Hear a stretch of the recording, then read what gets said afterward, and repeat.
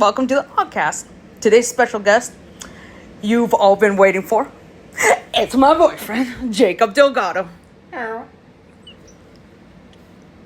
you doing? Nah, I'm kidding. Hello. Hello. How you guys doing in the Oggcast nation, I guess? I call them my augers. Okay, well, what's up, my fellow augers? Okay. I would like to discuss some things that my boyfriend likes. Like, does he like Steven? Maybe. Who knows? Does he like WWE? Who knows? Yeah, that's why I'm here. Yeah, we'll ask him a couple of questions and then first, it's very cloudy today. Yeah. It's gonna rain tomorrow. We're gonna be freaking pouring here. So Raining and pouring. Okay, so let's take a deep dive into his likes. Just the likes. Just the likes.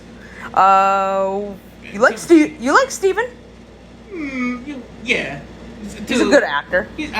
So like with him, I don't know his roles. I don't know what kind of movie or show he is. What would you like to see Steven voice acting? Yeah.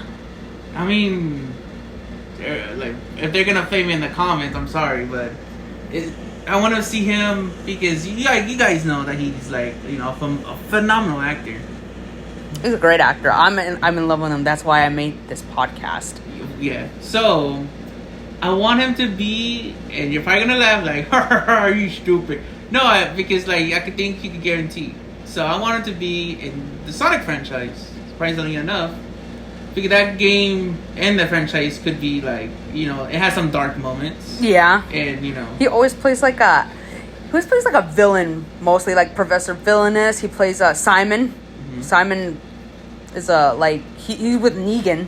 So real quick, some context, because she knows what I'm going to talk about with the Sonic game. If you're a guy, you're going to know this too. So if you don't know, there's a Sonic comic going on.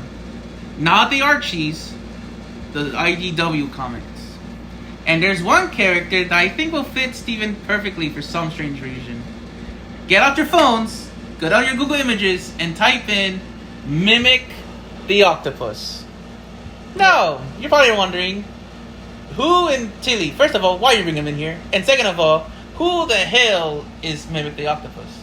He's an assassin from the Sonic the Hedgehog franchise. He can shapeshift into different people. So it fits him perfectly. Yeah, because you know his stuff. Yeah. So he'll be that kind of villain, and also he's like kind of like a backstabber. Like he doesn't do well with teams. Like if he's in a team, he'll quickly go out. I didn't know that. No, wow. Okay, so his original comic, to know what he is, he's part of the Diamond Cutters.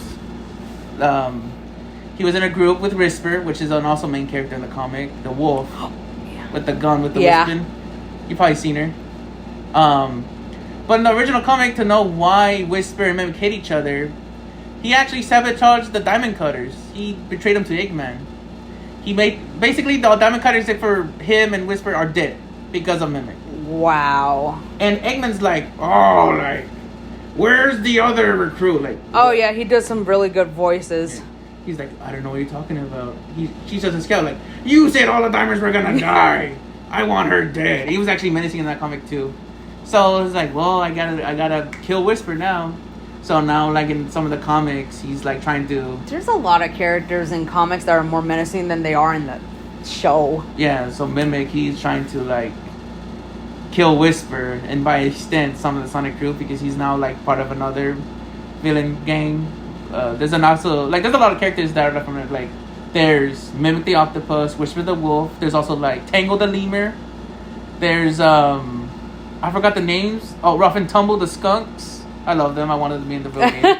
They're Team Rocket. They make their own thing. They're like. Do they have a third partner? No, they're just by themselves. But they're like Jesse James. It's like Jesse and James before they met Meow. Yeah, they're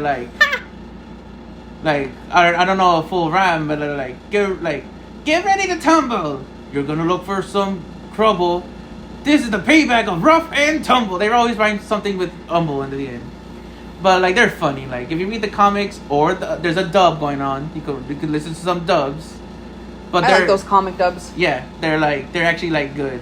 And then like if you're not a fan of the Sonic franchise, understandably I get so. But check the comics, please. At least like watch some dubs or purchase them on digital. This is my favorite guest on my Oggcast that I've ever had because he kind of makes me interesting. It kind of makes yes, but also you kind of make me like not want to stumble on my words. Yeah. I'm like, oh, I know what to say. I know what I want to say next. Yeah. You know. But like, yeah. So if I have to pick Steven as a guest, he could be that character. But if Sonic doesn't do it, then I don't know. There's a lot of possibilities. They're doing a freaking fourth movie? They're doing a fourth movie, right? Yeah. I mean, he could be probably like an evil version. Like he could probably be hired for Eggman. Like, oh, like I'm spoilers. I'm dead in the third one, but I come back from time shenanigans because Metal's here. He traveled to the future. I would love to see him in like a animated Sonic movie, like how Bowser, Jack Black. Okay. Like a villain almost. He could be like in Sonic X too. Have you heard about that show? No. It's basically like a Sonic the Hedgehog anime.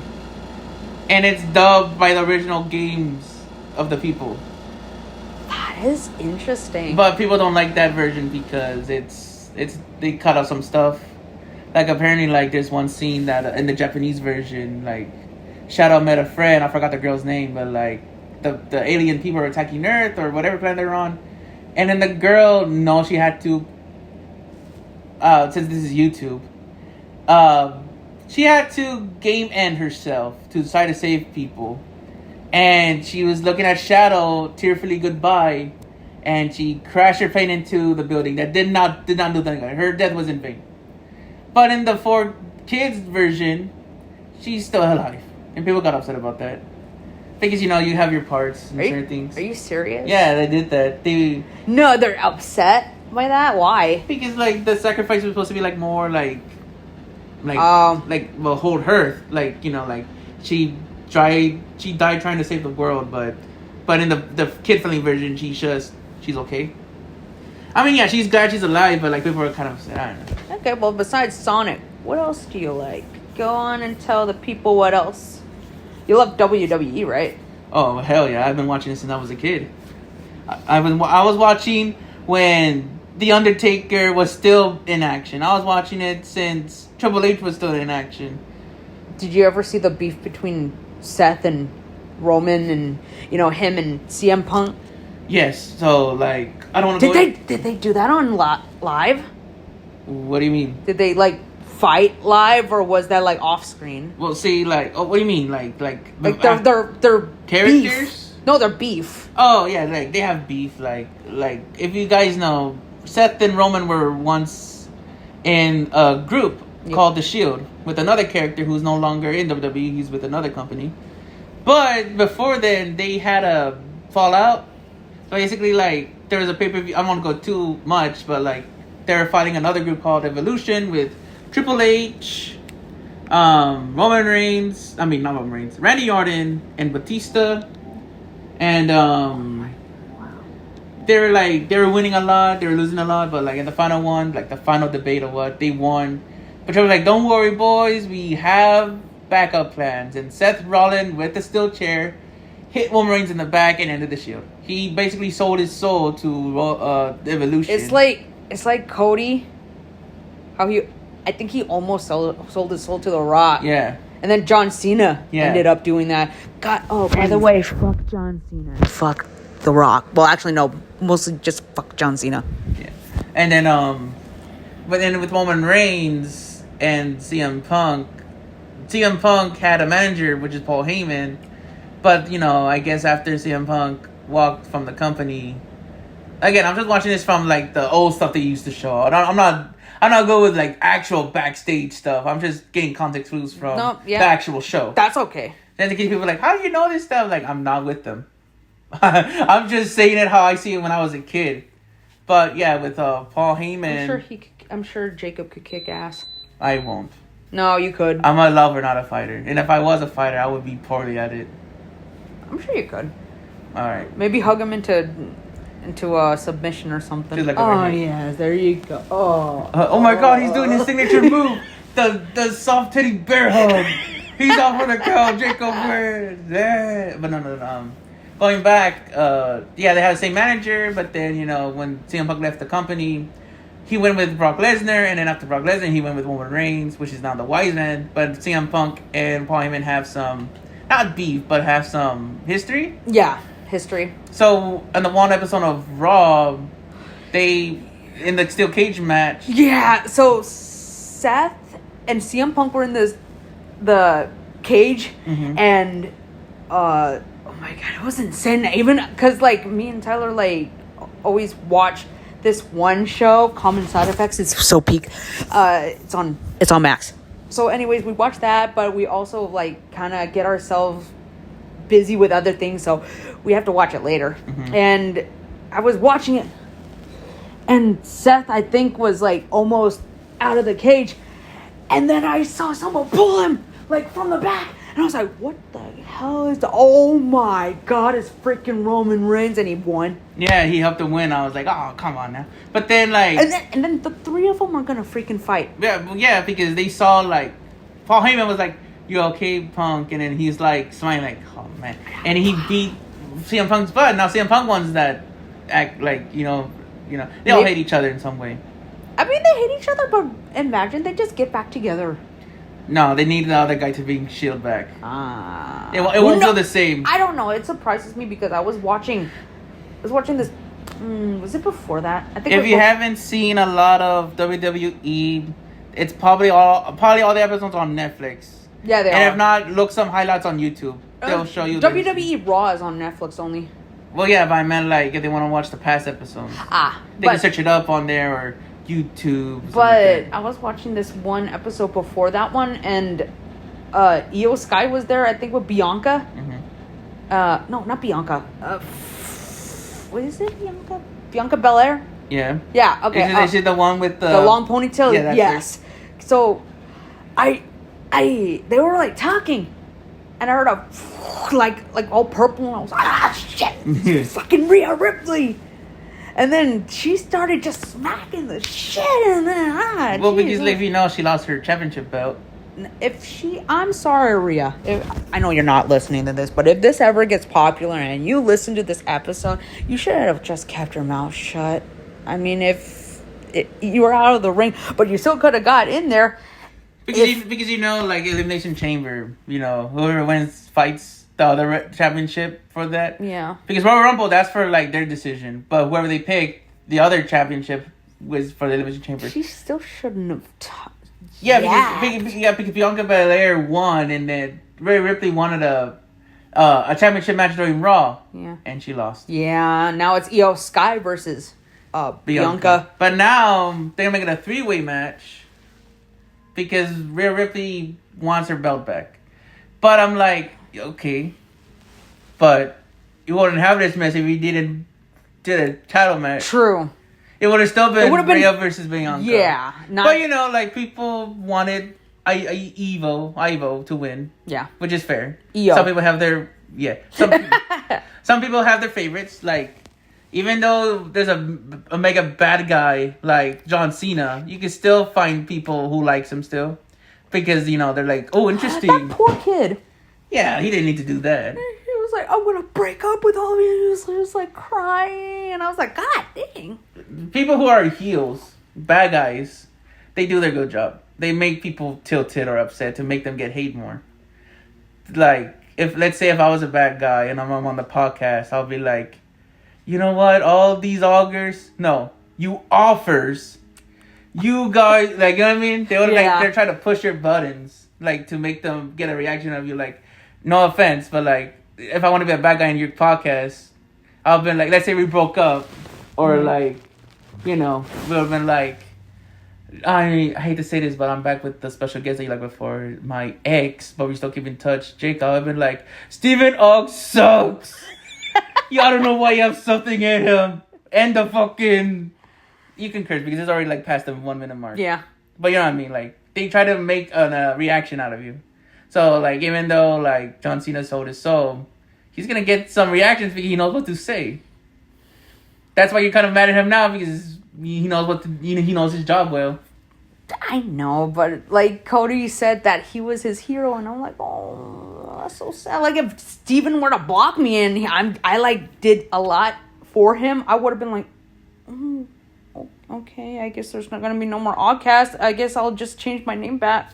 Yeah, which is, everybody who has a hero and they do that. That's why they always say never meet your heroes, because they could be another thing that you expected. Like, it could have been like that. Like Steven sees all your stuff, but instead of feeling appreciated, he's like, oh, that's you're a crazy fan. And then blocks you. And you'll be like, after everything I done to you, you betrayed me. You know what? Fuck you. No, I would get pissed. Basically, if she was betrayed, or if that actually happens to her, I hope it doesn't, she'll basically, like, she's right now, during this recording of the 25th of 2023 in March, she's wearing a Steven Ogg shirt. If that would have happened, just rip that shit. Jacob, can I use one of your shirts, please? I don't want to think about this. But, like, the point of the story is that, like, the bad guys of the show do their jobs and they do it well. So even though John Cena is being a heel, he'll make you hate him. You know what? I think we can end that right there, because, man, that was a lot, but that was a good that's good. That's podcast gold. I was gonna say comedy gold. I mean, there is some funny moments in there, but I'm just saying that it's podcast gold. Plus, I think this is like your longest ever episode, because I think it is. I think my longest one was like 8 or so minutes.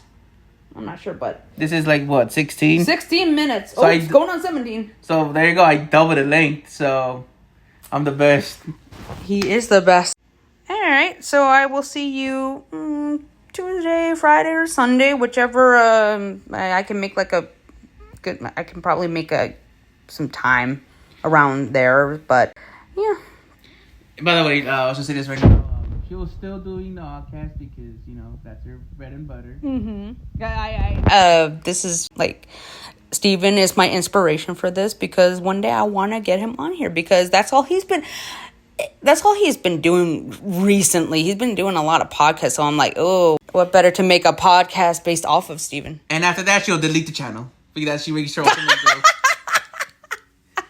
Say go back to the Oggcast once Steven actually comes to the stream. No. She reached her ultimate goal. Actually, no, I won't delete the channel. I'll just be like on a 50-year hiatus. Just be like, oh, I did my ultimate goal. Steven's as my special guest. Alright, see you in 50 years. But no, and seriously, like, she'll still be podcasting. I, on the other hand, not as a recurring character. It depends on situations. Yeah. But as a first impression, hope you like me. I hope you like him too. And if you like me a lot more, I might make a YouTube channel. And you better all like and subscribe to him, or else I'm joking. No, I can't do that. No. Okay, so have a good day or night where you are, and take care. Bye. Bye.